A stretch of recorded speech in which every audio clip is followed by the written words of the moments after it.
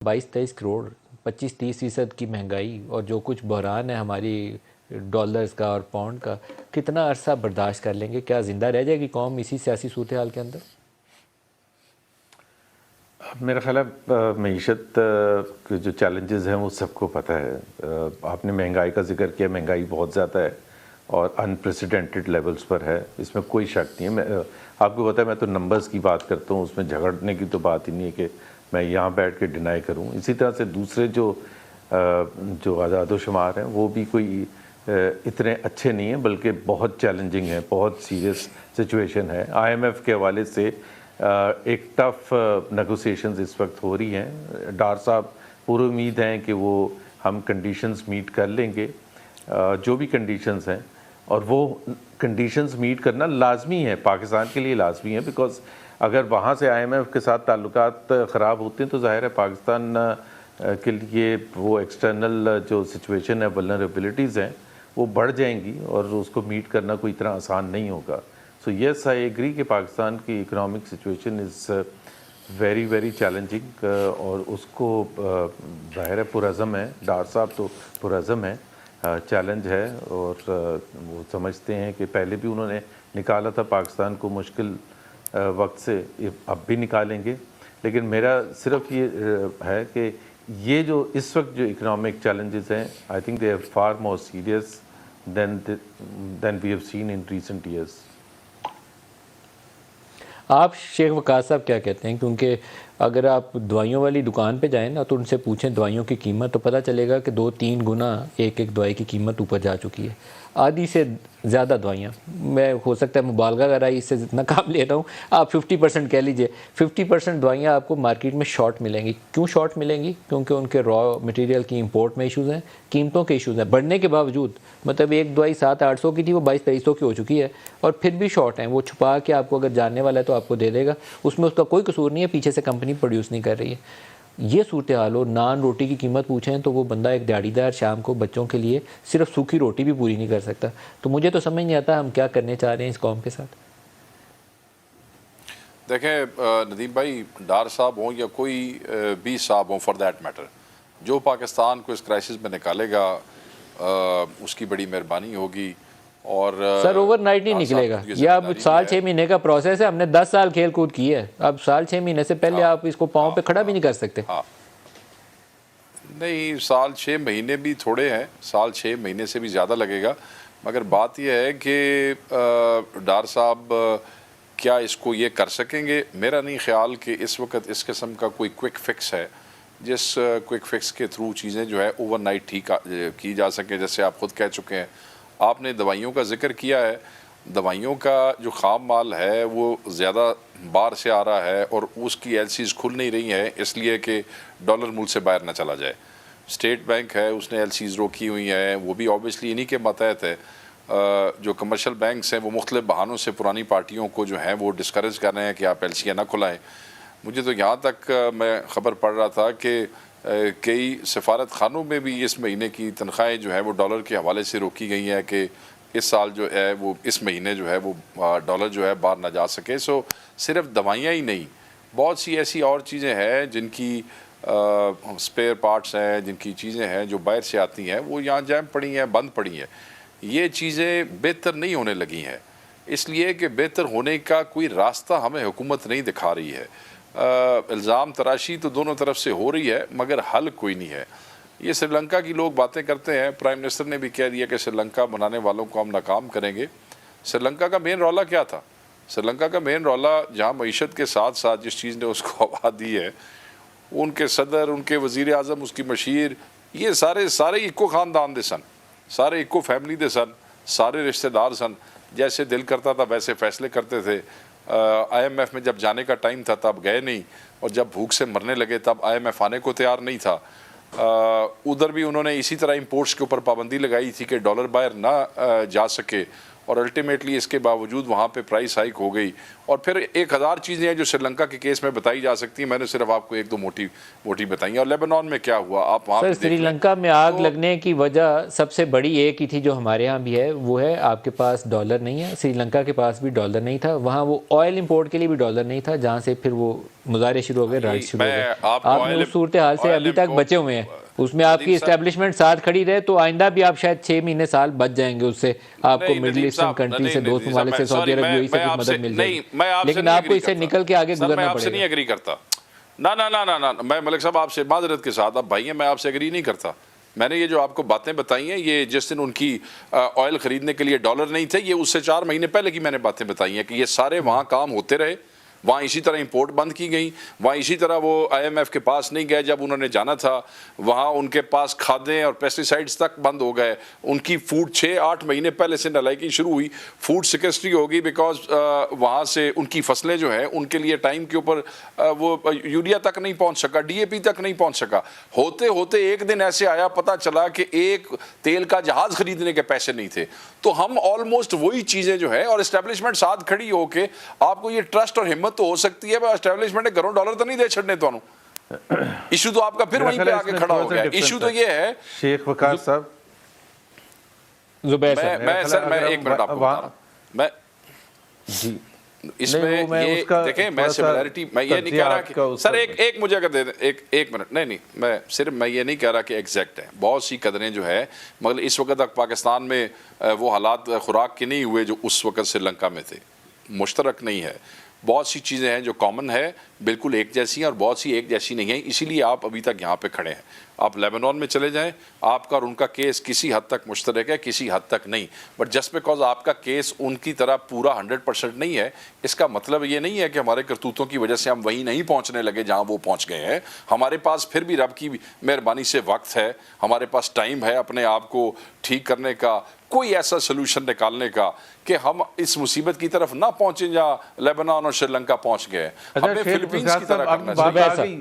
میرا خیال ہے پھر ٹائم کم ہوتا ہے. میرا خیال ہے لیٹس ایک تو دیکھیں, ایک ڈیفرنس آپ نے ایمفسائز کر کے کہا, اور وہ بات آپ صحیح کر رہے تھے کہ سری لنکا کو جب IMF کے پاس جانا تھا وہ نہیں گئے.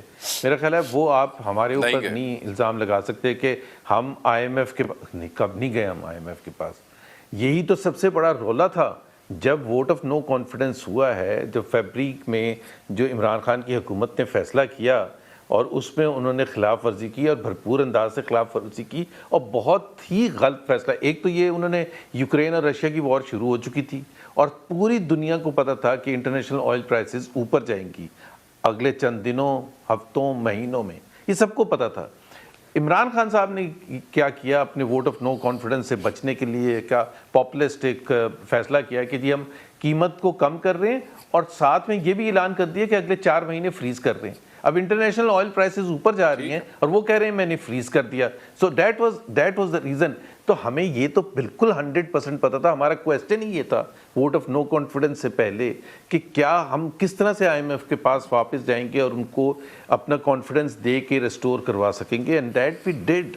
سو ہم یہ تو نہیں کہہ رہے کہ ہمیں IMF, اور پہلی دفعہ بھی میں نے جواب میں یہی کہا تھا کہ IMF is fundamental to Pakistan at least short term to medium term financial viability اگر ہم نے صحیح رکھنی ہے. کیونکہ IMF ایک سٹینڈرڈ ہے جس کو اگر ہم ان کے جو بھی ڈیمانڈز ہوں گی, اور مشکل ڈیمانڈز ہوتی ہیں, کوئی آسان تو ہوتا نہیں ہے, لیکن آپ کو فلفل کرنی ہے. وہ مشکل فیصلے اس لیے ہوتے ہیں کہ وہ پاپولر نہیں ہوتے ہیں اور عوام پر اثر انداز ہوتے ہیں, اور عوام کا ریئیکشن آتا ہے. جواب دے دے تو جی جی جی میں صرف یہ پوچھنا چاہتا ہوں, میں کوئی PTI کا نمائندہ میں نہیں ہوں یہاں پہ, میں ایز این انڈیپینڈنٹ میں یہاں پہ بیٹھا ہوں, ملک صاحب کو بھی اندازہ ہے. میں صرف آپ سے یہ پوچھنا چاہتا ہوں کہ جی عمران نے کیا, آپ لوگوں نے اس کے باوجود بڑے شوق سے عدم اعتماد کر کے, بڑی مدد امداد کے ساتھ ان کے بندے اٹھا کے آپ وزیر اعظم بھی بن گئے. چلیں یہ بھی ٹھیک ہو گیا, آپ نے کچھ تو سوچا ہوگا نا اب. اور اتنے سمجھدار آپ جیسے لوگ, اور ڈار صاحب جیسے, اور مفتاح, خیر مفتاح کے تو اس وقت آپ جیسے خیالات نہیں ہیں, ان کے تو خیالات ڈار صاحب کے بارے میں بھی کچھ اور ہیں.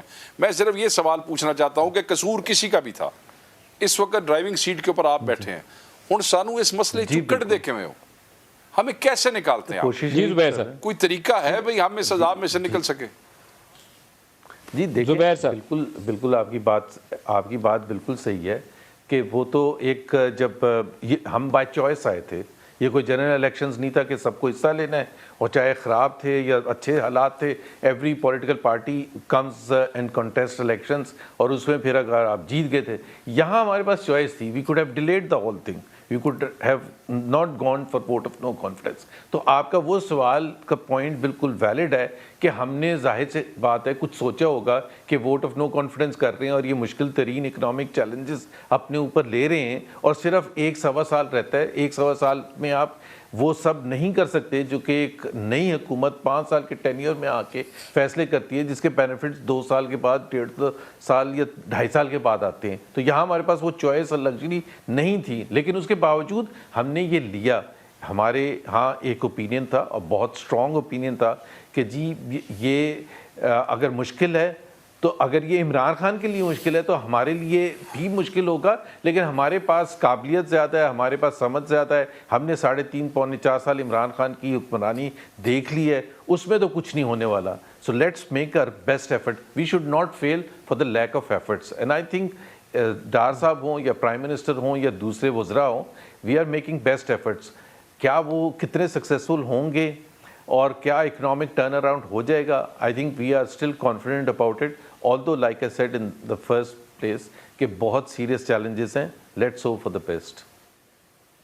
شیخ وقاص صاحب, جب تک بیج able نہیں to نا dodge the ختم default. ہم اس مشکل سے نکل نہیں سکتے. شیخ وقاص صاحب, کیا انتخابی عمل جو ہے اس بیج کینی کو ختم کر سکتا ہے, اور انتخابات اس صورتحال کے بڑا اندر اچھا, ابھی تو نہیں ہو سکتے؟ مطلب اگر جو کہتے ہیں عمران خان یہ سمجھتے ہیں کہ 60 روز میں انتخابات ہو جائیں گے, 60 روز میں الیکشن نہیں ہو سکتے. میری بات سنیں. میرے خیال میں انتخابات جو ہے بالکل انسرٹنٹی کی جو سچویشن ہے وہ, اور ایڈوکزم جو اس وقت اس ملک میں چل رہا ہے, بالکل اس کو ختم کر دیں گے. خواہ کسی کی بھی حکومت بنے, خواہ ملک صاحب کوئی بھی الیکشن جیتے, کوئی باہر کا بندہ اس لیے بھی آپ کے ساتھ اس وقت ڈیل کرنے کو تیار نہیں ہے, کیونکہ روز میڈیا دے ہوتے امپریشن بن جاتا ہے کہ حکومت 3 مہینے میں گئی, انتخابات ارلی ہو رہے ہیں. انتخابات اگر بالکل وقت پہ بھی ہوتے ہیں تو 11 مہینے بعد انتخابات ہیں. کون آپ کے ساتھ بیٹھ کے اس وقت معاہدے کرے گا جو 11 مہینے کے اندر آپ ان کو آنر کر سکیں گے؟ ان کو پتہ ہے پاکستان ہے, پتہ نہیں کون آئے گا تو آگے پھر پتہ نہیں ساڑھے نال کی کرے گا. سو اس وقت ایک انسرٹنٹی کی سچویشن ہے. اس میں آپ کو مثال دیتا ہوں فلپینس کی.